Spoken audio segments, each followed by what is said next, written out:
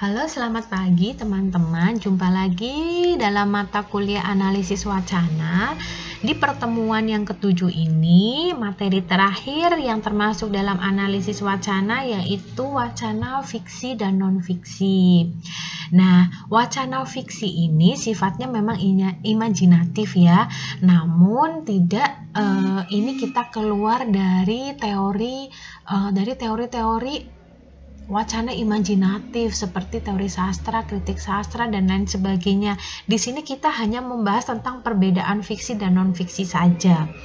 Ya, jadi wacana fiksi ini sifatnya imajinatif, tidak membutuhkan pengamatan dalam pembuatannya dan tidak perlu dipertanggungjawabkan karena ide ceritanya berasal dari khayalan atau imajinasi si penulis itu. Nah, bahasa yang digunakan biasanya bahasa kiasan atau konotatif, penuh dengan majas, penuh dengan permainan bahasa, kemudian pilihan diksi juga dibuat penulis tersebut bertujuan untuk menghibur, ya, untuk menghibur. Terus ini tidak bersifat informatif. Jadi yang namanya fiksi tersebut itu nanti kalau kita tanya, misalnya ada contoh novel Siti Nurbaya ya, novel Siti Nurbaya di Bukit mana itu yang di Padang ada kuburannya si Siti Nurbaya seperti itu. Nah, itu kan hanya fiktif ya, fiksi atau fiktif. Jadi kalau ditanya itu benar kuburannya Siti Nurbaya, ya tidak. Begitu loh, tidak bisa dipertanggungjawabkan karena itu merupakan sebuah tulisan fiktif, fiksi yang bertujuan untuk menghibur. Nah, lagi contohnya itu ada namanya film Titanic ya. Nah, di film Titanic itu kan yang kapal tenggelam di situ. Kemudian orang-orang mencari benar-benar bahwa di situ ada kapal yang tenggelam, benar atau tidak, bagaimana terjadinya, terus bagaimana barang-barang peninggalannya, yaitu sekali lagi hanya film. Terus lagi misalnya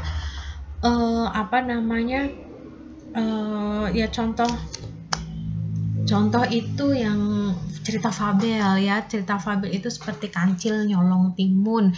Apa benar ya kancil itu suka makan timun? Benar apa tidak? Apa benar itu kancil sukanya mencuri? Jadi image-nya kancil itu nanti jadi jelek. Begitu.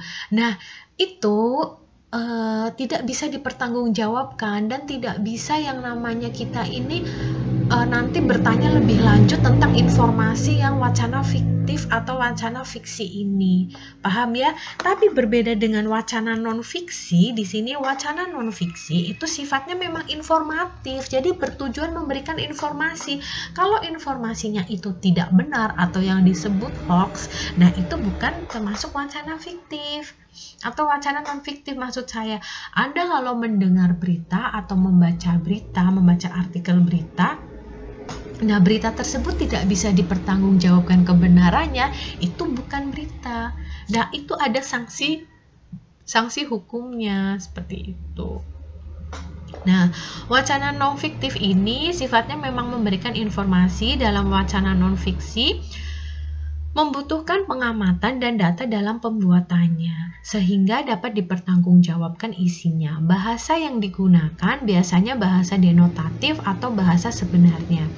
Jadi, pembaca dapat langsung memahami maksud dari isi buku. Nah, buku non-fiksi dibuat berdasarkan pengamatan dan data. Maka isi dari buku tersebut harus memiliki fakta-fakta yang jelas, fakta-fakta yang nyata, fakta-fakta yang penggambarannya itu secara deskriptif. Terus oleh karena itu di sini buku non-fiksi sering dijadikan sumber informasi bagi pembacanya. Begitu. Contohnya silahkan diamati di sini. Buku fiksi itu contohnya banyak sekali ya. Ada cerpen, ada novel, ada drama, ada dongeng, mitos, fabel, hikayat, komik, dan lain sebagainya. Kemudian cerita buatan bersifat imajinatif, jadi bahasanya itu kiasan. Begitu.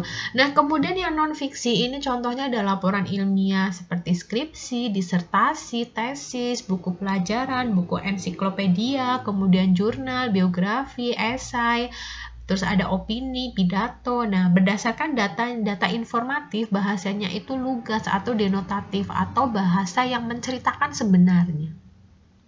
Seperti itu. Paham ya teman-teman? Baik, semoga bermanfaat. Nanti untuk nilai kuisnya nanti akan saya tulis di kolom komentar. Selamat pagi.